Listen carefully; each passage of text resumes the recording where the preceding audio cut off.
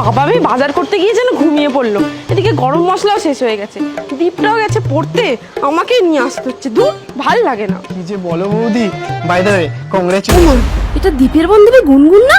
এরা দিন দুপুরে হাত ধরাধরি করে কি সব করছে, ছি ছি ছি ছি ছি ছি। এখনকার ছেলে মেয়েদের সব লাভ ম্যারেজের ভূত চেপেছে মাথার উপর, দিন দুপুরে অসভ্যতামি যত সব। দিদি ভালো আছেন? আর কতদিন পর আপনার সঙ্গে দেখা, আর লোকজন কেমন আছে? আর দাঁড়া নাই শরীর খারাপ ছিল, এখন ঠিকঠাক আছে তো? হ্যাঁ দাদা, আমরা তো সবাই ভালোই আছি, কিন্তু আপনি মনে হয় আর বেশি দিন ভালো থাকতে পারবেন না। মানে? মানে আপনার মেয়ে কিছুক্ষণ আগে একটা ছেলের সাথে হাত ধরাধরি করে দাঁড়িয়েছিল, ওটাই দেখে আসলাম। কি যাদা বলছেন, এইসব হতেই পারে তো কখনো? কিন্তু এটাই তো হয়েছে দাদা, যা তা কেন বকবো? শুনেছেন নিশ্চয়ই, গত সপ্তাহে গাঙ্গুলি বাবুর মেয়ে ওই পাতানো দাদার সাথে পালিয়ে গিয়ে বিয়ে করেছে।